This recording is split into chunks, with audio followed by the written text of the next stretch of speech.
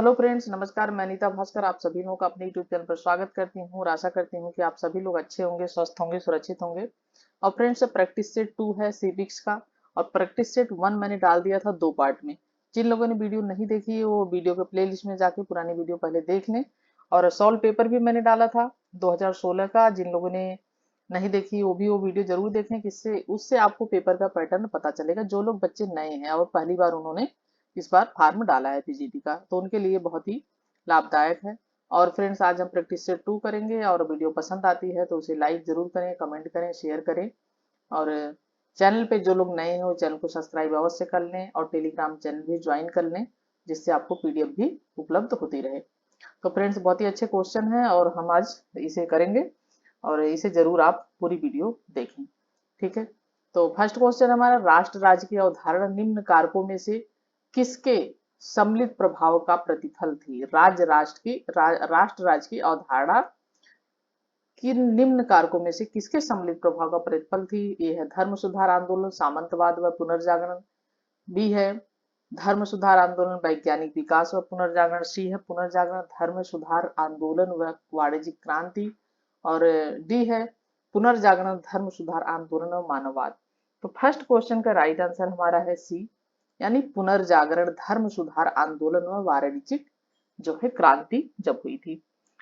ठीक है, क्योंकि पुनर्जागरण तथा धर्म सुधार आंदोलन राष्ट्र राज्य के निर्माण में बौद्धिक और नैतिक पृष्ठभूमि तैयार कर दी थी और तेजी से पुनर्जागरण, धर्म सुधार आंदोलन चल रहे थे, तो इसका यह प्रतिफल थी राष्ट्र राज्य की अवधारणा।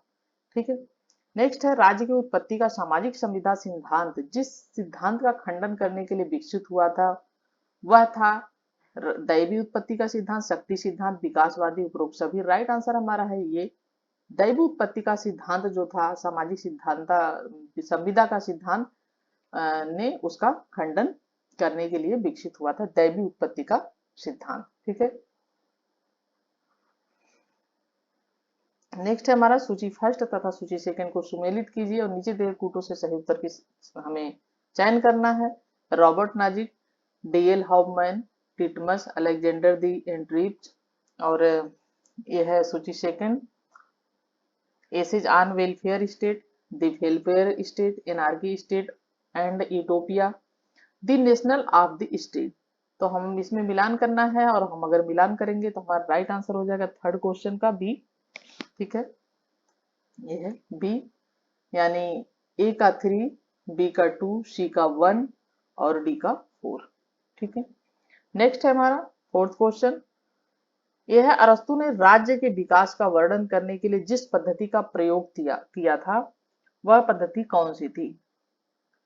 तो तुलनात्मक पद्धति, निगमनात्मक पद्धति, ये तो थी नहीं दोनों। नेक्स्ट देखते हैं, मनोवैज्ञानिक पद्धति और स्वदेश परक पद्धति। तो हमारा फोर्थ क्वेश्चन का राइट आंसर है फ्रेंड्स, ये थी स्वदेश परक पद्धति, जिसका अरस्तु ने उद्देश्य से संबंधित ये मान्यता है इसकी।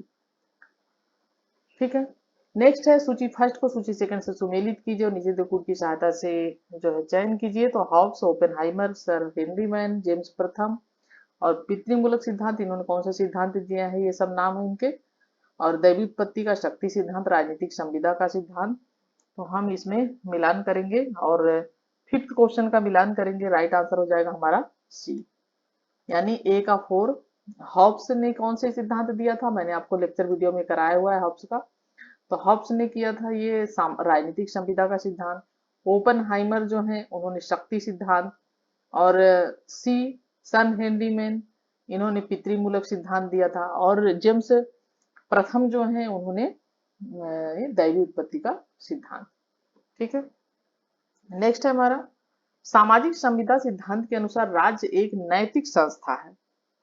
क्या है? सामाजिक संविदा के अनुसार, सिद्धांत के अनुसार राज्य एक नैतिक संस्था है या मानवीकृत है या स्वाभाविक है और आवश्यक भी। राज्य की प्रगति सावहित है। सामाजिक संविदा सिद्धांत के अनुसार क्या है? सिक्स क्वेश्चन का हमारा राइट आंसर है बी, राज्य क्या है? सामाजिक संविदा सिद्धांत के अनुसार राज्य एक मानवकृत संस्था है, यानी मानव ने राज्य को बनाया है।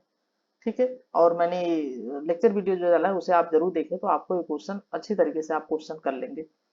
नेक्स्ट है, जिस सामाजिक समझौता दार्शनिक ने प्राकृतिक अवस्था में दो समझौतों का प्रतिपादन किया, वह था हॉब्स, लॉक, रूसो। कौन था वह? सामाजिक समझौता दार्शनिक ने प्राकृतिक अवस्था में। कौन था? 7th क्वेश्चन का राइट आंसर है बी, लॉक था वो। ठीक है, सामाजिक समझौता दार्शनिक प्राकृतिक अवस्था में दो समझौतों का प्रतिपादन किया था, ये था लॉक। ठीक है, और नेक्स्ट है हमारा, संविदावादी विचारकों में कौन राज्य को प्राकृतिक अधिकारों से सीमित मानता है? हॉब्स, लॉक, रूसो, उपरोक्त में से कोई नहीं। 8 क्वेश्चन हमारा फ्रेंड्स है बी, यानी लॉक। सामाजिक विचारकों में कौन राज्य को प्राकृतिक अधिकारों से सीमित मानता है? ये है लॉक। नेक्स्ट हमारा है 9th क्वेश्चन, बहुलवादी विचारक सामान्यतः राज्य को मानते हैं। बहुलवादी विचारक क्या मानते हैं राज्य को? ठीक है, एक दमनकारी यंत्र मानते हैं या एक सर्वशक्तिमान संस्था मानते हैं। यह ऐसी इकाई जिसमें संप्रभुता अविभाज्य रहती है और समासों का समास। तो 9th क्वेश्चन का हमारा फ्रेंड्स राइट आंसर है डी, यानी समासों का समास, ये मानते हैं बहुलवादी विचारक। ठीक है, हमारा ये 9th क्वेश्चन है और 9th क्वेश्चन का हमारा राइट आंसर है डी। एडी लिंडसे राज्य को संगठनों का संगठन तथा साहचर्यों को का साहचर्य मानते हैं। ठीक है, तो यह है समासों का समास। नेक्स्ट हमारा 10th क्वेश्चन, यदि लेवियाथन इतिहास के मूलभूत सिद्धांत के रूप में निरुपयोगी है तो यह राजनीतिक सिद्धांत के रूप में भी निष्फल है। यह कथन किसका है? सीबी मैकफर्सन का, सी.ई. वाहन का, अर्नेस्ट बर्गर का, या जॉर्ज एच सेबाइन का? तो 10th क्वेश्चन का राइट आंसर हमारा है बी, ये है सी.ई. वाहन का। ठीक है, तो सी वाहन का है कथन, जिसमें इन्होंने कहा है कि यदि लेवियाथन इतिहास के मूलभूत सिद्धांत के रूप में निरुपयोगी है तो राजनीतिक सिद्धांत के रूप में भी निष्फल है। नेक्स्ट है हमारा, यदि संप्रभुता की संपूर्ण धारणा का परित्याग कर दिया जाए तो यह राजनीतिक विज्ञान के लिए अस्थायी रूप से लाभदायक सिद्ध होगा। यह निम्न में से किसने यह विचार व्यक्त किया है? बार्कर ने, लास्की ने, होशियो ने, लिंडसे ने? 11th क्वेश्चन का राइट आंसर हमारा है बी, ये जो है लास्की का। ठीक है, 11th का हमारा क्या है? राइट आंसर बी है। नेक्स्ट है हमारा, निम्नलिखित में से कौन सा वक्तव्य सही है? बहुलवादियों का मत है कि संप्रभुता निरपेक्ष है।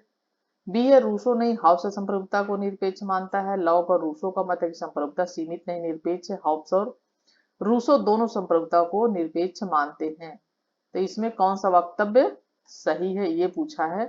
तो 12th क्वेश्चन का राइट आंसर है डी, यानी हॉब्स और रूसो दोनों संप्रभुता को निरपेक्ष मानते हैं। ठीक है, निम्न में से कौन संप्रभुता युक्त है? संयुक्त राष्ट्र संघ है, एक संरक्षित राज्य, एक संघात्मक राज्य, या एक न्यायित राज्य?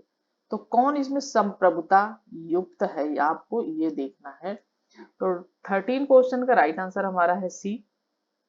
ठीक है, एक संघात्मक जो राज्य है वो संप्रभुता युक्त है। गैटल कहते हैं कि संघीय व्यवस्था जो वस्तु जो है संघीय जो व्यवस्था होती है उसमें जो वस्तु विभाजित की जाती है वह प्रभुसत्ता नहीं होती है जो एक इकाई के रूप में संपूर्ण राज्य में निवास करती है, बल्कि इसकी विभिन्न शक्तियों का प्रयोग जो एक संवैधानिक प्रणाली के अनुरूप विभिन्न प्रशासनिक अंगों में बांट जाती है, तो वो संप्रभुता कहलाती है। नेक्स्ट है हमारा, लॉक द्वारा निरूपित प्राकृतिक अधिकारों में सर्वाधिक महत्वपूर्ण अन्य सबको आत्मसात करने वाला है संपत्ति का अधिकार। ये थोड़ा थोड़ा कहीं कहीं से इसमें मिसप्रिंट है, तो यह है सर्वाधिक। ठीक है, ये सर्वाधिक है। ठीक है, तो महत्वपूर्ण एवं अन्य सबको आत्मसात करने वाला है संपत्ति का अधिकार, जीवन का अधिकार, स्वतंत्रता का अधिकार, या जीवन और स्वतंत्रता का अधिकार। राइट आंसर हमारा क्या है? 14 का ए, संपत्ति का अधिकार। ठीक है, संपत्ति का जो अधिकार है वो प्राकृतिक अधिकार सर्वाधिक महत्वपूर्ण अन्य सबको आत्मसात करने वाला है। नेक्स्ट है, स्वतंत्रता और समानता का सर्वश्रेष्ठ सामंजस्य प्राप्त करना संभव है उदारवादी व्यवस्था में, समाजवादी व्यवस्था में, लोकतांत्रिक समाजवादी व्यवस्था में, प्रत्ययवादी आदर्शवादी व्यवस्था में? 15 क्वेश्चन का राइट आंसर है सी, लोकतांत्रिक समाजवादी व्यवस्था में। ठीक है। 16 क्वेश्चन हमारा है बी, 16 क्वेश्चन हमारा है, किस सिद्धांत के अंतर्गत यह माना गया है कि अधिकार किसी समाज की प्रथाओं एवं परंपराओं का परिष्कृत रूप है। ठीक है। किस सिद्धांत के अंतर्गत यह माना गया है कि अधिकार किसी समाज की प्रथाओं एवं परंपराओं का परिष्कृत रूप है। किसके द्वारा माना है? अधिकारों को विधिक सिद्धांत, अधिकारों को ऐतिहासिक या अधिकारों का सिद्धांत प्राकृतिक, या अधिकारों को प्रत्ययवादी आदर्शवादी सिद्धांत। तो इसका हमारा राइट आंसर है बी, अधिकारों का ऐतिहासिक सिद्धांत। ठीक है। नेक्स्ट हमारा, निम्नलिखित में से किसने समानता के विधिक आयाम की व्याख्या करने के लिए विधिक व्यक्तित्व की समानता की अवधारणा का प्रयोग किया? R H Tawney, Harold Laski, Jeff Stephens, Ernest Barker. तो 17 क्वेश्चन का राइट आंसर हमारा है डी, अर्नेस्ट बर्कर। नेक्स्ट हमारा, निम्नलिखित में से किसने स्वतंत्रता को स्व आरोपित कर्तव्य भाव के परमादेश के अनुपालन के रूप में परिभाषित किया है? Hegel, Kant, Berkeley, Bosanquet. तो 18 क्वेश्चन का राइट आंसर है फ्रेंड्स हमारा बी, कांट। निम्नलिखित में से किसने स्वतंत्रता को स्व आरोपित, क्या है ये? स्व आरोपित कर्तव्य भाव के परमादेश के अनुपालन के रूप में परिभाषित किया है? देखें, कांट। सूची फर्स्ट को सूची सेकंड से सुमेलित करना है, तो हम सूची फर्स्ट और सेकंड देखते हैं। लेखक है, पुस्तक है, Harold Peter, David Miller, C K Allen, John Rawls. ये theory of justice, the quest of justice, social justice, expects of justice. तो हमारा 19 क्वेश्चन है, हम अगर मिलान करते हैं तो हमारा राइट आंसर हो जाएगा फ्रेंड्स सी, कि मिलान करने पे हमारा राइट आंसर हो जाएगा सी, यानी ए का 2 है। हेराल्ड पॉटर की जो है वो है द क्वेस्ट ऑफ जस्टिस इनकी, और डेविड मिलर जो है, डेविड मिलर की कौन सी पुस्तक है? वो है सोशल जस्टिस। आपको ये बुक के नाम जरूर याद रखने, हिस्ट्री में भी ये पूछेगा, आपको इन सब चीजों का ध्यान रखना है। थोड़े भूल भी जाते हैं तो आपको लिख के याद रखना चाहिए इसे। और अगर आप वीडियो देख रहे हैं फ्रेंड्स, तो आपको एक रजिस्टर भी रखना चाहिए अपने पास, एक कॉपी के पेन जरूर रखना चाहिए। और जैसे इस तरह की चीजें हैं तो आप पहले इनके नाम लिख लें, फिर उसके आगे आप एक पुस्तक के नाम लिख लें, फिर एग्जाम टाइम में आप क्या करेंगे, इसको आप रिवाइज कर लेंगे तो आपको बहुत लाभ मिलेगा, क्योंकि इस तरह की चीजें भूल जाते हैं हम। तो इसलिए आपको लिख के रखना चाहिए, जिससे कि आप लास्ट में एग्जाम में देखें। ठीक है। तो डेविड मिलर की कौन सी पुस्तक है? Social justice.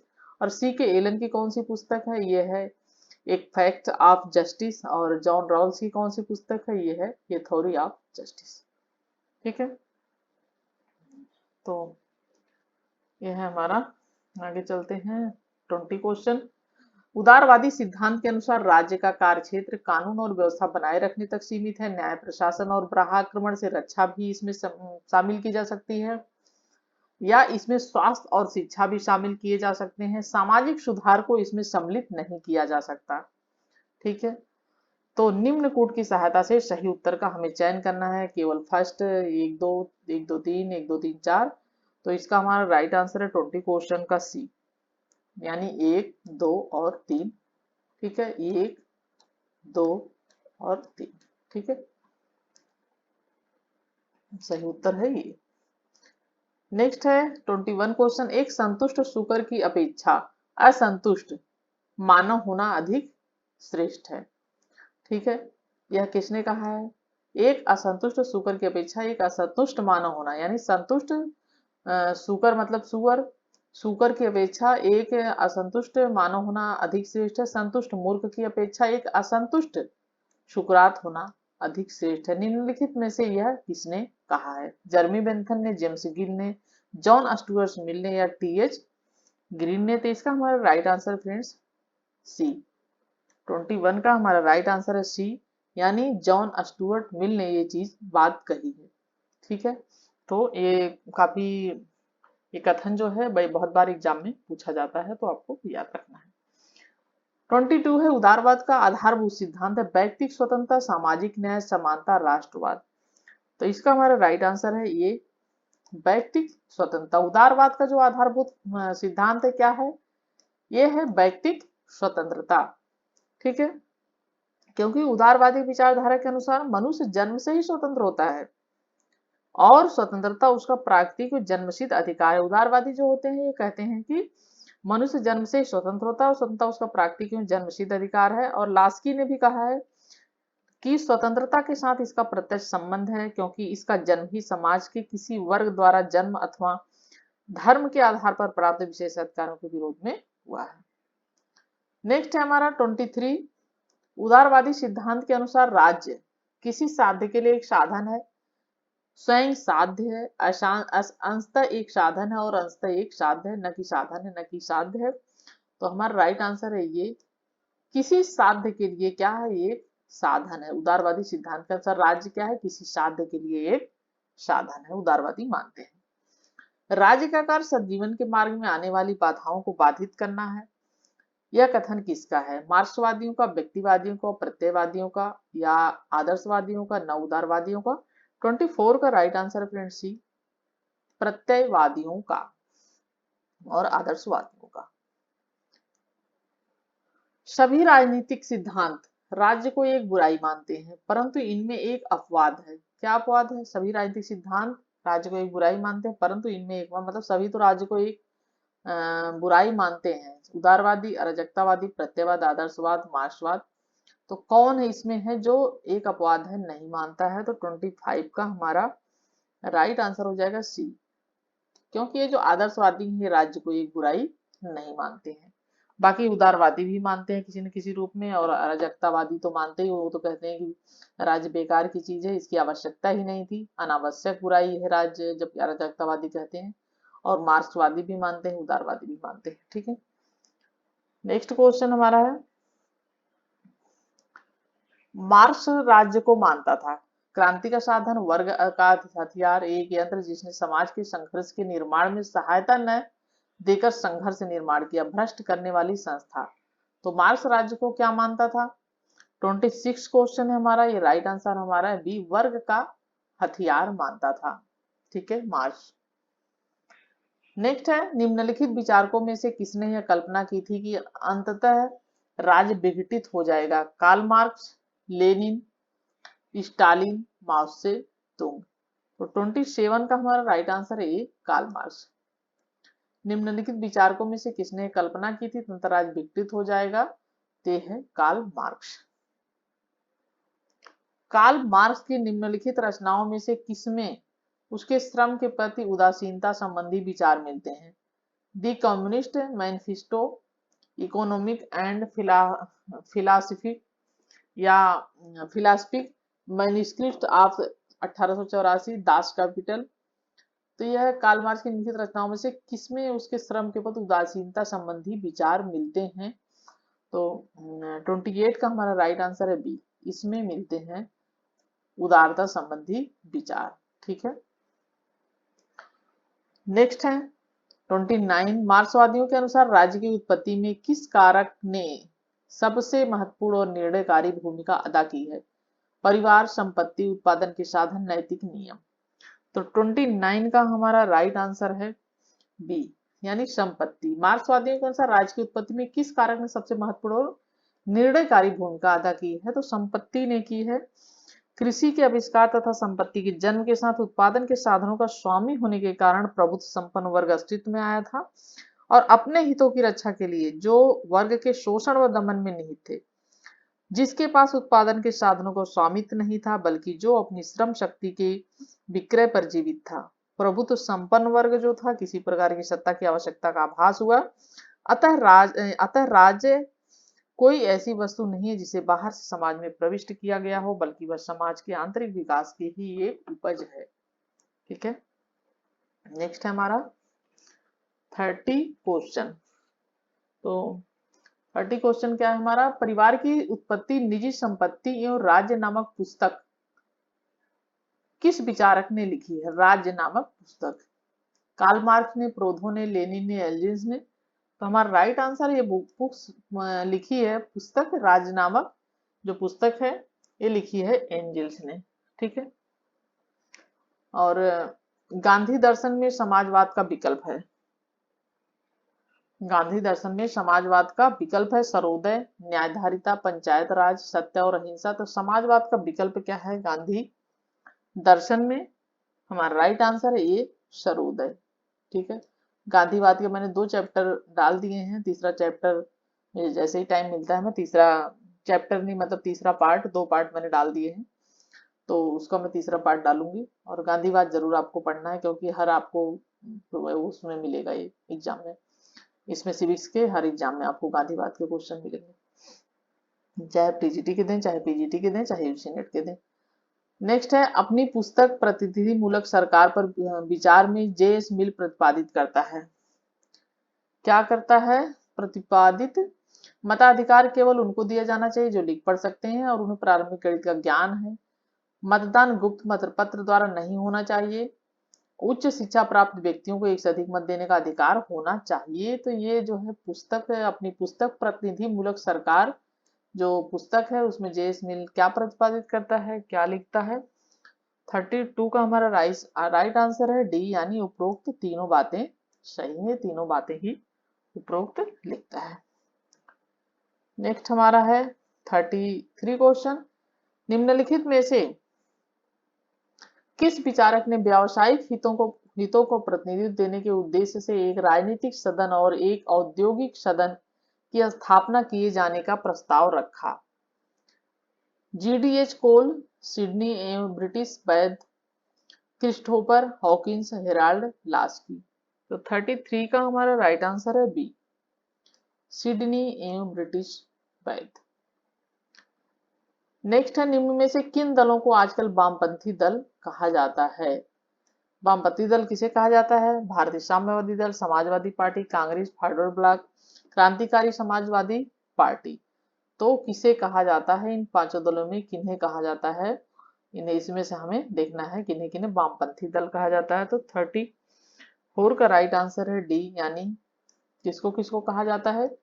एक तो जो साम्यवादी दल है उसे कहा जाता है, और चौथा जो फॉरवर्ड ब्लॉक है उसे कहा जाता है, और पांचवा क्रांतिकारी समाजवादी जो पार्टी है उसे कहा जाता है। ठीक है, 35 लॉबिंग की कार्यशैली अपनाई जाती है जनमत संग्रह करने वाले संस्थानों द्वारा, राजनीतिक दलों द्वारा, दबाव समूहों द्वारा, प्रेस द्वारा। 35 का हमारा राइट आंसर है सी, यानी दबाव समूहों द्वारा। लॉबिंग का जो कार्यशैली अपनाई जाती है वो दबाव समूहों द्वारा अपनाई जाती है। संसद भवन में, लॉबी का अर्थ है संसद भवन में लगा हुआ एक बरामदा। लॉबी का क्या मतलब है? इसका मतलब है कि संसद भवन में लगा हुआ एक बरामदा विधेयक के समर्थन अथवा विरोध करने के संगठित ढंग को लॉबिंग कहते हैं। क्या कहते हैं? विधेयक के समर्थन और विरोध अथवा विरोध करने के संगठित जो ढंग हैं उनको कहते हैं लॉबिंग। और इसका प्रारंभ कहाँ हुआ था? अमेरिका से हुआ था। ठीक है, लॉबिंग का प्रारंभ कहाँ से हुआ था? अमेरिका से हुआ था। तो लॉबिंग की कार्यशैली अपनाई जाती है दबाव समूहों द्वारा। संवैधानिक शासन का अर्थ है संविधान के प्रावधानों के अनुरूप शासन, विधि का शासन, नागरिक अधिकार, सीमित शासन। तो संविधान के प्रावधानों के अनुरूप शासन क्या है? निम्नलिखित फोटो से हमें सहायता से सही उत्तर हमें चुनना है। 36 का राइट आंसर हमारा है डी, यानी 1 2 3 4 सभी सही हैं। संवैधानिक शासन का क्या अर्थ है? संविधान के प्रावधानों के अनुरूप शासन, विधि का शासन यानी कानून का शासन, नागरिकों का अधिकार और सीमित शासन। 37 हमारा फ्रेंड्स क्वेश्चन है, निम्नलिखित देश समूहों में किस देश समूह के देशों के संविधान एकात्मक हैं? ग्रेट ब्रिटेन, चीन और फ्रांस, ग्रेट ब्रिटेन, स्विट्जरलैंड और पाकिस्तान, जर्मनी, श्रीलंका, कनाडा, या ग्रेट ब्रिटेन, नेपाल और भारत। निम्नलिखित देश समूह में से किस देश समूह के देशों के संविधान जो है एकात्मक है, ये पूछा है।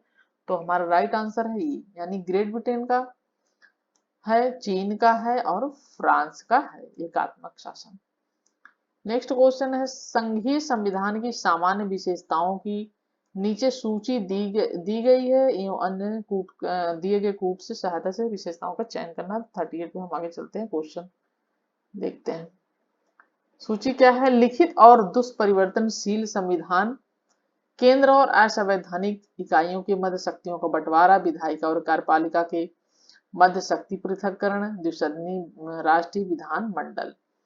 तो हमारा 38 का फ्रेंड्स राइट आंसर जो हो जाएगा वो हो जाएगा सी, यानी 1 2 और 4, ये है राइट आंसर हमारा। ठीक है। 39 है, अध्यात्मक प्रणाली का कार्य सिद्धांत है, शक्तियों का पृथक्करण है, शक्तियों का मिश्रण है।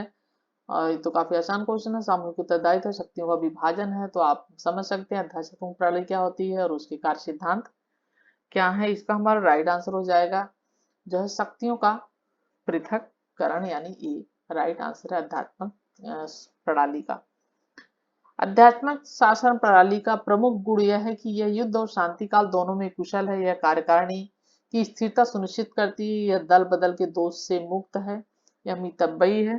तो 40 क्वेश्चन का राइट आंसर हमारा है बी, यह कार्यकारिणी की स्थिरता सुनिश्चित करती है। नेक्स्ट है 41 क्वेश्चन, संसदात्मक और अध्यात्मक शासन प्रणालियों में भेद करने का मूल आधार है। राष्ट्रपति राजाध्यक्ष के चुनाव की पद्धति, न्यायिक पुनर्निर्माण की शक्ति, विधि निर्माण एवं वित्त में कांग्रेस, विधायिका की सर्वोच्चता। ठीक है, विधायिका है ये, विधायिका की सर्वोच्चता, विधायिका एवं कार्यपालिका के पारस्परिक संबंध। तो 41 का हमारा राइट आंसर है डी, संस्थात्मक अध्यक्षता शासन प्रणाली में भेद करने का मूल आधार क्या है, विधायिका और कार्यपालिका के पारस्परिक जो है संबंध। ठीक है, यह है मूल आधार। निम्नलिखित में से किस अधिनियम के अंतर्गत एक नियंत्रण बोर्ड की स्थापना का प्रावधान किया गया था, जिसके द्वारा ब्रिटिश सरकार भारत में ईस्ट इंडिया कंपनी के दीवानी, सैनिक एवं राजस्व संबंधी मामलों पर अपना पूर्ण नियंत्रण स्थापित कर सकती थी। तो ये क्वेश्चन हमारा है ये बी सी डी, इसमें से कौन सा सही है। 73 का रेगुलेटिंग एक्ट या 84 का ईस्ट इंडिया एक्ट या चार्टर एक्ट 1833 का या 1858 का भारत शासन अधिनियम। ये क्या क्वेश्चन है कि जिसके द्वारा ब्रिटिश सरकार भारत में ईस्ट इंडिया कंपनी के दीवानी, सैनिक और राजस्व, ये चीज आपको ध्यान रखनी है, दीवानी, सैनिक और राजस्व संबंधी अधिक मामलों पर अपना पूर्ण नियंत्रण स्थापित कर सकती थी। तो कौन सा वो अधिनियम था। तो इसका हमारा राइट आंसर फ्रेंड्स ये था बी क्वेश्चन। ठीक है, यह है बी 42 का, क्योंकि 1784 का जो क्विट इंडिया एक्ट था, इसके द्वारा इसमें दीवानी, सैनिक और राजस्व जो था उस पर अपना पूर्ण नियंत्रण स्थापित कर सकती थी कंपनी। नेक्स्ट हमारा है 43 क्वेश्चन, यदि कोई संविधान संशोधन विधेयक लोकसभा में पारित हो जाता है परंतु राज्यसभा उसे अस्वीकार कर देती है, तो परिणाम यह होगा कि उस विधेयक का परित्याग करना होगा। उस विधेयक को संसद के दोनों सदनों के संयुक्त अधिवेशन में प्रेषित कर साधारण बहुमत से पारित किया जाए। तो हमारा तो राइट आंसर यही है, उस विधेयक का परित्याग करना होगा। यदि कोई संविधान संशोधन विधेयक लोकसभा में पारित हो जाता है परंतु राज्यसभा उसे अस्वीकार कर देती है, तो उस विधेयक का परित्याग करना होगा। हमारा राइट आंसर है ए, क्योंकि अनुच्छेद 108 से यह प्रकट हो जाता है कि संयुक्त अधिवेशन की प्रक्रिया सामान्य विधेयकों पर ही लागू होती है। ठीक है, जो सामान्य विधेयक होते हैं उसी पर जो है ये लागू होती है संयुक्त अधिवेशन की प्रक्रिया। ठीक है, नेक्स्ट हम देखते हैं, नेक्स्ट क्वेश्चन हमारा कौन सा है 44। तो 44 क्वेश्चन हमारा है, भारतीय संविधान सभा को आयोजित और संगठित करने का विधिक अधिकार निम्न में से कौन सा था। भारतीय संविधान सभा को आयोजित और संगठित करने का विधि का निम्न में कौन सा था। सन 1947 का भारतीय स्वतंत्रता अधिनियम, कैबिनेट मिशन योजना, व्यवस्था, माउंट बेटन योजना। तो ये भी का आसान क्वेश्चन है, संविधान से जो लिया गया है ये क्वेश्चन। तो हमारा इसका राइट आंसर हो जाएगा फ्रेंड्स ये 44 का, सन 1947 का जो भारतीय स्वतंत्रता अधिनियम था वह था इसमें। नेक्स्ट हमारा भारतीय संविधान में इनमें से किसका सर्वाधिक जो है रीढ़ी है। भारतीय संविधान इनमें से किसका सर्वाधिक रीढ़ी है। स्विट्जरलैंड का संविधान, संयुक्त राज्य अमेरिका या भारत शासन अधिनियम 1935 या कनाडा। तो हमारा राइट आंसर फ्रेंड्स ये हो जाए, क्योंकि भारत शासन अधिनियम जो 1935 था वह काफी लंबा था और बेरवार संविधान था और इसी से बहुत सारी चीजें काफी हमें संविधान उसी से काफी चीजें ग्रहण की गई हैं उसमें। जो 1935 का अधिनियम था। तो चलिए नेक्स्ट क्वेश्चन हमारा है, डॉक्टर अंबेडकर ने भारतीय संविधान के किस प्रावधान को संविधान की आत्मा कहा है? ये भी क्वेश्चन आप रट लीजिए अगर जिसको नहीं पता है, बाकी बहुत ही आसान क्वेश्चन है और बार बार पूछा जाता है। मूल अधिकार, राजनीति तो संविधान की प्रस्तावना, संवैधानिक उपचारों का अधिकार। तो अनुच्छेद 32 ये राइट आंसर हमारा है फ्रेंड्स। अनुच्छेद जो 32 था उसे डॉक्टर भीमराव अंबेडकर ने संविधान की आत्मा कहा है। ठीक है, संवैधानिक उपचारों का अधिकार अनुच्छेद 32। भारतीय संविधान में राज्य के नीति निदेशक सिद्धांत देश के शासन के मूलभूत महत्व के हैं, न्यायालयों द्वारा लागू नहीं कराए जा सकते, राज्य का कर्तव्य है कि विधि निर्माण में उसका सम्मान करें, इसकी कोर्ट की सहायता से सही उत्तर जो है हमें वास्तविक प्रकृति बताना है, सही उत्तर चुनना है। तो 47 का हमारा राइट आंसर है डी, यानी 1 2 3। ठीक है, नीति निदेशक, राज्य के नीति निदेशक सिद्धांत देश के शासन में मूलभूत महत्व के हैं और न्यायालय द्वारा लागू नहीं कराए जाते। ठीक है, इसके खिलाफ आप न्यायालय में नहीं जा सकते। और राज्य का कर्तव्य है, यह सब जो भी है ये राज्य का कर्तव्य होता है कि वह उसके कार्यों को अपने उसमें लागू करे, कर्तव्य है, बाकी अधिकार किसी का नहीं है उसके खिलाफ जाने का। ठीक है, नेक्स्ट है, और जिन लोगों ने लेक्चर वीडियो नहीं देखी हो अगर राज्य के नीति से उत्तर, तो मैंने लेक्चर वीडियो डाला हुआ है, पहले पढ़ाया था और बहुत ही अच्छे तरीके से पढ़ाया हुआ है, राज्य के नीति से उत्तर और मूल अधिकार भी।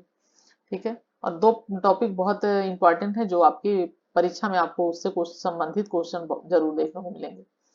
नेक्स्ट है, सूची फर्स्ट और सूची सेकंड से सुमेलित कीजिए तथा नीचे दिए कूट की सहायता से सही उत्तर का चयन कीजिए। विचारक पडिक्कर, अंबेडकर, BN राव, जेनिंग्स। तो नीति के सिद्धांतों की प्रकृति पर विचार, पूरी आकांक्षा, नैतिक अनुदेश, आर्थिक क्षेत्र में समाजवाद, आर्थिक लोकतंत्र। ये हमारा 48 क्वेश्चन है और इसका राइट आंसर है डी। ठीक है, यानी ये हम मिलाना है हमें सूची फर्स्ट को सूची सेकंड से। तो जो पणिक्कर हैं उनका ये है आर्थिक क्षेत्र में समाजवाद, ये पणिक्कर, ये कथरी। और नैतिक अनुदेश, आर्थिक लोकतंत्र, अंबेडकर भी, अंबेडकर जी जो हैं, अंबेडकर जी ये फोर्थ है आर्थिक लोकतंत्र। इन पे नीति सिद्धांतों प्रकृति विचार आर्थिक लोकतंत्र पे। BN राव जो थे वो दूसरा हमारा है नैतिक अनुदेश, और जेनिंग्स पूरी आकांक्षा। ठीक है, नेक्स्ट है हमारा, भारतीय संविधान में शोषण के विरुद्ध अधिकार का विस्तार निम्न प्रकार किया गया है। मानवों का व्यापार में बेगार का निषेध, खतरनाक वायरसों में बाल श्रम का निषेध, उपरोक्त ए तथा बी दोनों, उपरोक्त में से कोई नहीं। 49 का हमारा राइट आंसर फ्रेंड्स सी, यानी उपरोक्त ए तथा बी दोनों ही। मानव का व्यापार बेकार में खतरनाक व्यवसायों में बाल श्रम का निषेध।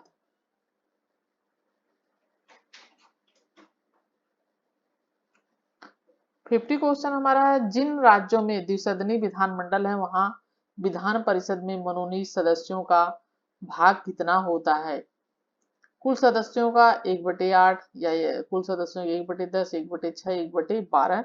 तो 50 क्वेश्चन का हमारा राइट आंसर है फ्रेंड्स सी, यानी कुल सदस्यों का 1/6। राज्य में द्विसदनी विधानमंडल है वहां विधान परिषद में मनोनीत सदस्य का भाग कितना होता है? तो 1/6 होता है। ठीक है, 1/6। नेक्स्ट है 51 क्वेश्चन, नागरिकों के मूल कर्तव्यों की सूची भारतीय संविधान। ठीक है, कहीं कहीं इसमें मिसप्रिंट है, ये संविधान है। संविधान के जिस अनुच्छेद में दी गई है वह अनुच्छेद कौन सा है? 51, 51A, 52 या 50? तो नागरिकों के मूल कर्तव्यों की सूची, ये भी बहुत आसान क्वेश्चन है, संविधान के किस अनुच्छेद में दी गई है? तो हमारा राइट आंसर है फ्रेंड्स बी, अनुच्छेद 51A में, क्योंकि मूल कर्तव्यों को बाद में जोड़ा गया था। ठीक है, और ये भी आपको याद रखना है कि किस समिति की सिफारिश पर मूल कर्तव्य जोड़े गए थे। तो 10 मूल कर्तव्य थे और बाद में एक और जोड़ा गया था, जो बच्चों को पढ़ाने का अधिकार, माता पिता को जो 6 से 14 वर्ष के बालकों को निःशुल्क शिक्षा का अधिकार, ये बाद में जोड़ा गया था। तो पहले 10 थे, तो ये स्वर्ण सिंह समिति की सिफारिश पे यह लागू हुए थे। तो इसमें आपको याद रखना है स्वर्ण सिंह समिति की सिफारिश। ठीक है, क्योंकि जो है वही आपसे कभी कभी इस तरीके से पूछ लेगा। स्वर्ण सिंह समिति, कौन सी समिति थी? स्वर्ण सिंह। ठीक है, ये थोड़ा मैं लिख देती हूँ स्वर्ण, तो आपको थोड़ा सा पता चल जाएगा। ठीक है, किस परिस्थितियों में भारत का राष्ट्रपति लोकसभा के आंग्ल भारतीय समुदाय के 2 सदस्यों को मनोनीत कर सकता है? ब्रिटिश शासनकाल परंपरा का अनुपालन करते हुए यदि राष्ट्रपति का यह मत है कि इस सदन में आंग्ल भारतीय समुदाय का पर्याप्त प्रतिनिधित्व नहीं है, तो हमारा किन परिस्थितियों में भारत का राष्ट्रपति लोकसभा के आंग्ल भारतीय समुदाय के 2 जो सदस्यों को मनोनीत करता है, तो इसमें हमारा फ्रेंड्स जो राइट आंसर हो जाएगा बी, क्योंकि यह राष्ट्रपति का मत है कि इस सदन में आंग्ल भारतीय समुदाय का पर्याप्त प्रतिनिधित्व नहीं है। नेक्स्ट क्वेश्चन देखते हैं। नेक्स्ट है, यदि भारत के 53 क्वेश्चन, यदि भारत के राष्ट्रपति का पद अचानक रिक्त हो जाए और कोई उपराष्ट्रपति न हो, तब कौन राष्ट्रपति बनता है? यानी राष्ट्रपति का पद अचानक से रिक्त हो जाए किसी कारणवश और उपराष्ट्रपति भी न हो, तो बहुत ही आसान क्वेश्चन है 53 का, और राइट आंसर है डी। भारत का जो भारतीय सर्वोच्च न्यायालय का जो न्यायाधीश होता है, इन दोनों की अनुपस्थिति में वह राष्ट्रपति का कार्यभार संभालता है, न्यायाधीश। ठीक है, सर्वोच्च न्यायालय का। नेक्स्ट है 54, निम्नलिखित में से कौन सा एक भारत के राष्ट्रपति और राज्यों के राज्यपाल के लिए एक सादृश्य नहीं है? शक्तियों पर संवैधानिक प्रथम मंत्रिपरिषद के परामर्श से अपने कार्यों का निष्पादन, न तो संसद और न किसी राज्य के विधानमंडल का सदस्य होना, महाभियोग प्रक्रिया। तो इसका राइट आंसर हमारा है डी। भारत के राष्ट्रपति और राज्यों के राज्यपाल के लिए एक सादृश्य नहीं है, तो ये महाभियोग जो है प्रक्रिया है वो नहीं है, क्योंकि राज्यपाल को पद से हटाने का अधिकार राष्ट्रपति के पास होता है। राष्ट्रपति राज्यपाल की नियुक्ति भी करता है और उसे हटा भी सकता है, तो जबकि राष्ट्रपति को सिर्फ महाभियोग के द्वारा ही हटाया जा सकता है। तो एक जैसा नहीं है, बाकी सब चीजें एक जैसी। निम्न में से कौन प्रधानमंत्री बनते समय राज्यसभा का सदस्य था? लाल बहादुर शास्त्री, इंदिरा गांधी, चंद्रशेखर, नरसिम्हा राव, पीवी। तो इनमें प्रधानमंत्री बनते समय राज्यसभा का सदस्य था, इनमें से कौन था? राइट आंसर हमारा है इंदिरा गांधी राज्यसभा की सदस्य थी प्रधानमंत्री बनते समय। नेक्स्ट है, जनहित याचिकाओं का संवैधानिक आधार क्या है? संसदीय कानून, संविधान का अनुच्छेद 32, न्यायिक विवर्धन, स्वप्रसार, उपरोक्त में से कोई नहीं। तो 56 का हमारा राइट आंसर है बी, संविधान का अनुच्छेद 32। जनहित याचिकाओं का संवैधानिक आधार क्या है? तो संविधान का अनुच्छेद 32 है। नेक्स्ट है, न्यायिक पुनर्परीक्षण की शक्ति का अर्थ है न्यायालय की समक्ष प्रेषित मामलों में यह परीक्षण करने का अधिकार की विवादग्रस्त कानून या कार्यकारिणीकृत संविधान के अनुरूप है या नहीं, जनहित में है या नहीं, नैतिक दृष्टि ठीक है, उचित है, अनावश्यक रूप से कठोर या दमनकारी तो नहीं है। तो इसका हमारा राइट आंसर है ए, यानी संविधान के अनुरूप है या नहीं, पुनर्परीक्षण शक्ति का अर्थ। ठीक है, नेक्स्ट हमारा है 58 क्वेश्चन। निम्नलिखित में से कौन से कारक राज्यों पर केंद्र के बढ़ते हुए नियंत्रण के लिए उत्तरदायी हैं? राज्यों में शक्तिशाली नेतृत्व का अभाव, दृढ़ दलीय अनुशासन, ये है। और नेक्स्ट है हमारा कानून, यह है हमारा केंद्र पर राज्यों की वित्तीय निर्भरता, क्षेत्रीय दलों का उदय। तो नीचे दिए कूट की सहायता से सही उत्तर हमें चुनना है। तो 58 का हमारा राइट आंसर है फ्रेंड्स सी, यानी 1 और 2 और 3, ये तीनों सही है। नेक्स्ट है, निम्न में से कौन सा विषय राज्य सूची में सम्मिलित नहीं है? कानून और व्यवस्था, शिक्षा, जेल, पुलिस, राज्य सूची में। ठीक है, 59 का हमारा राइट आंसर है बी। ठीक है, जो ये शिक्षा है वह 42वें संविधान संशोधन द्वारा समवर्ती सूची में शामिल कर दिया गया था। ठीक है, ये किसमें शामिल है? शामिल है समवर्ती सूची में, यानी राज्य में भी है और केंद्र उसमें भी है, केंद्र में भी। तो ये समवर्ती सूची में शामिल है शिक्षा। ठीक है,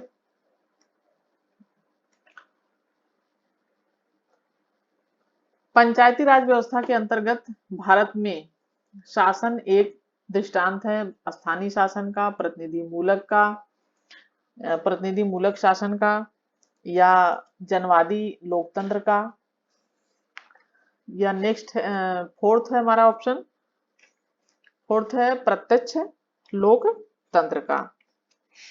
ठीक है, तो हमें आंसर देखना है ये 1 2 3 या 1 2 1 3 1 4। तो हम एक बार थोड़ा सा क्वेश्चन में फिर से रिपीट कर देती हूँ क्योंकि थोड़ा सा यहाँ से मिसप्रिंट हो गया है। तो यह पंचायती राज व्यवस्था के अंतर्गत भारत में ये ग्राम लिखा हुआ है। ठीक है, भारत में ग्राम, ग्राम है ये। तो ग्राम शासन एक दृष्टांत है स्थानीय स्वशासन का या प्रतिनिधि मूलक शासन का। तो इसे हमें नीचे आंसर हमें टिक करना है। तो 60 क्वेश्चन का हमारा राइट आंसर फ्रेंड्स बी, यानी 1 और 2। ठीक है, स्थानीय शासन का भी है और प्रतिनिधि मूलक शासन का भी है। ठीक है, तो आज हम यही 60 क्वेश्चन करते हैं, उसके बाद हम नेक्स्ट वीडियो में फिर करेंगे जो क्वेश्चन बचेंगे। तो इतना ही आज के लिए friends, thank you for watching video.